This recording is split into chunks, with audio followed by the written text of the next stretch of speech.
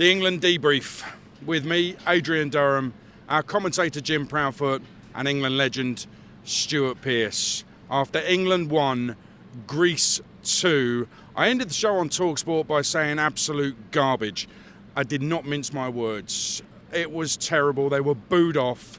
It was surely one of the worst performances we've seen in a long, long time from any England side. So let's get the views of the guys. Stuart Pearce, first of all, what kind of explanation do we have for that performance and that result from England tonight? Well, I think when you boil it down and look at it, we've put too many attack-minded players on the pitch, and I, for one, I must back Jim up. I was really intrigued to see how this worked. It was going to be one of those performances we would either blow them away or get beaten on a bad performance, and sadly for us it was the latter. I think it showed that you just can't put all your most talented players on a football pitch, and we were so open defensively, it was quite incredible. The 2 goals we conceded were woeful, to be honest, and I think we've learnt a lot. And I look back over Gareth Southgate's reign when he got criticised for playing 2 holding defensive midfield players, and at international level it bore out in front of our eyes what happens if you probably don't. Yeah, it was chaotic out there defensively at times from an England point of view. Greece had the ball in the net multiple times. There were marginal offsides that denied them more goals, and it looked like England might get away with a draw in the end, but then we conceded in injury time. It was dreadful. It was a shambolic performance, Jim Proudfoot, one of the worst. You and I have seen a lot of England games, one of the worst I've seen in a long, long time, and that team selection will get a lot of scrutiny. Was bringing Ollie Watkins on after an hour an admission from Lee Carsley? He got it wrong? Yeah, possibly, to an extent, but I think the reality is that where it was wrong was the balance in the midfield, and he didn't bring another central midfielder on, so maybe it wasn't an admission, it was just an attempt to try and do something else.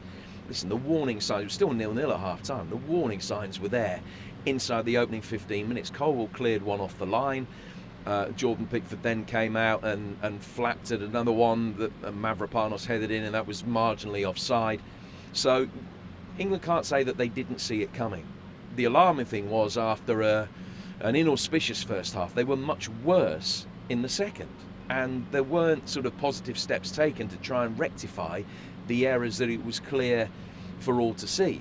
I'm not saying that the instruction wasn't there, but certainly the instructions weren't translated into an improvement on the pitch, quite the reverse. So I think that the balance of the team was wrong.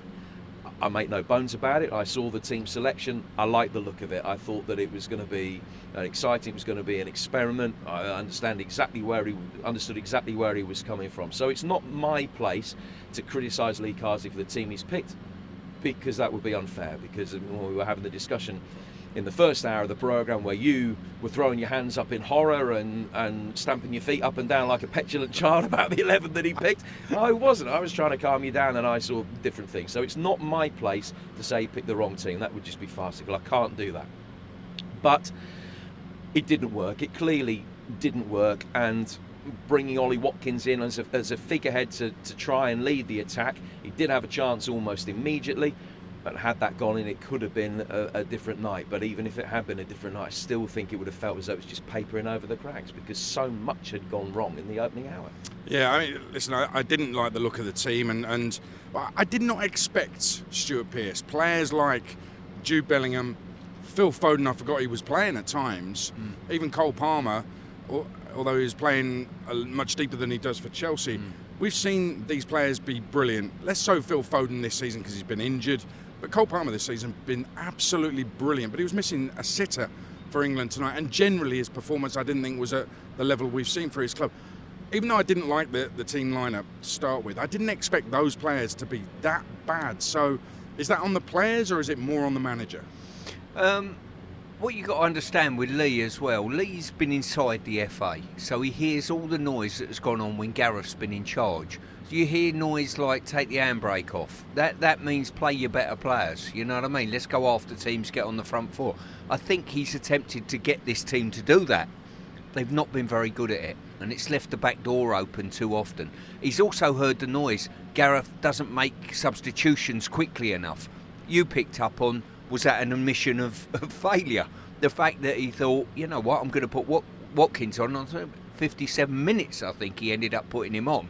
So he hears all the things that Gareth got criticised for, and I think he's tried to rectify it and put them in practice.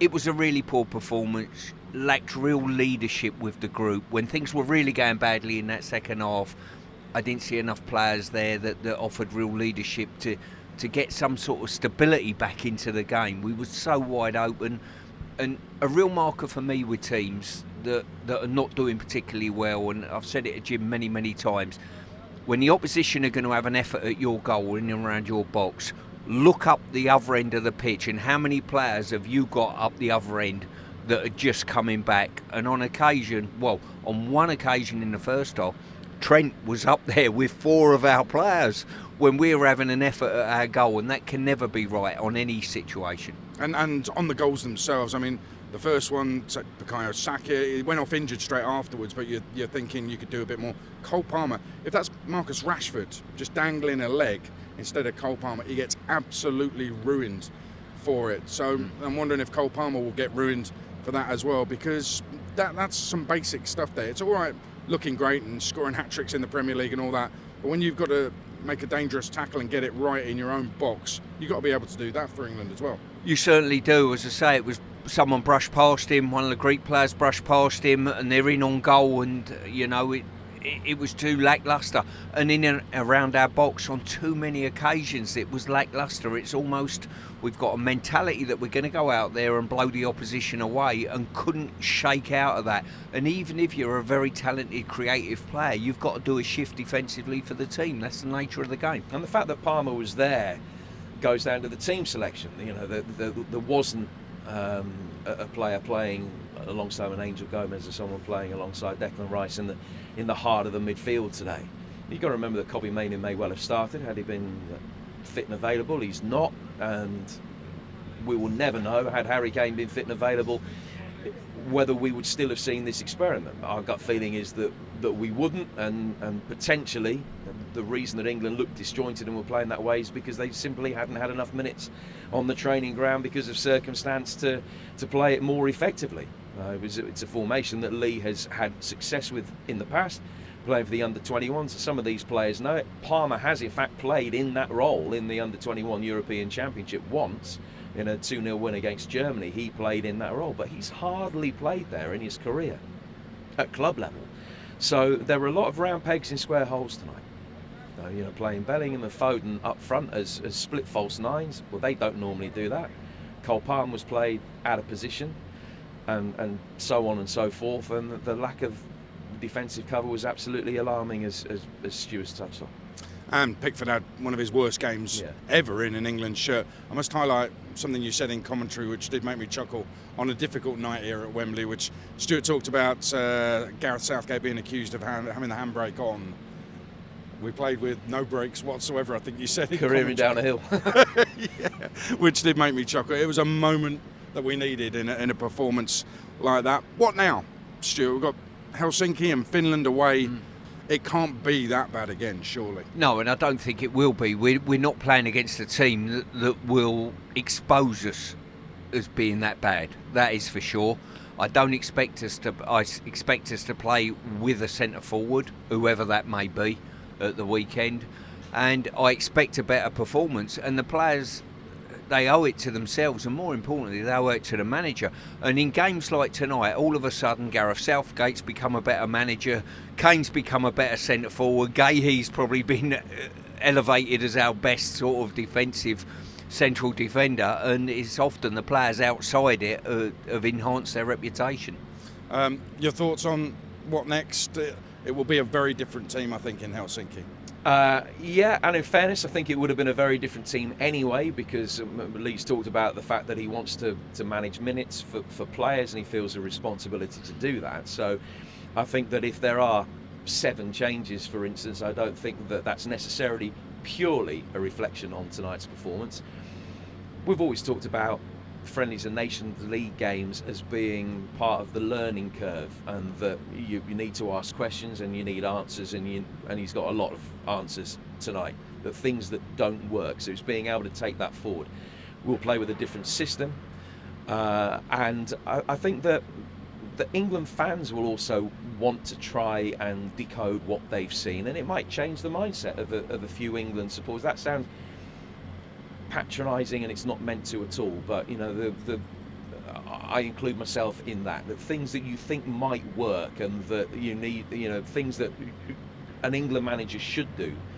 You know, maybe I've seen things tonight, the teams that I would have picked if I'd been in the position that palpably don't work. So maybe that there needs to be a cutting of the slack for Lee going forward, or whoever replaces him, with certain team selections. And if things are seen as being defensive, then maybe this will always be a reference point to, you know, why certain decisions are made. So I think that that's something that we've all got to take on board. One final thought, Stuart, and you've been in this position as interim England manager. Yeah. That's the position Lee Carsley's in. I think we all thought he's going to get the Six Nations League games. Probably expected him to win the group and get promoted back to the top league. That possibly looks like it's not going to happen now. Nobody expected to be beaten there at Wembley tonight. So where does it leave Lee Carsley, and where does it leave the FA in terms of who will be the England manager for the next World Cup? Well, if I was in charge at the FA, I would have said to Lee, you've got the 6 games. Take the 6 games on board and have a clear mind and a fresh eye at it, but do that over the 6-game period. Us fans who sit up here and sit in these seats watching the game, you can afford to go from game to game and half to half and make judgments and whatever. I think when you're the FA, you've got to be more open-minded about it. Let the 6 games pan out, see how he handles everything. From a managerial point of view, this will be a tough one to handle. You'll see with the interviews that he has to conduct and stuff like that, whether you know he's got the mental fortitude, to be quite honest with you, to handle a job of this magnitude and make a judgment over the 6 games. Don't do it now, because you're not going to get a manager to come in for Sunday or next month, you know, if you want to go down another route.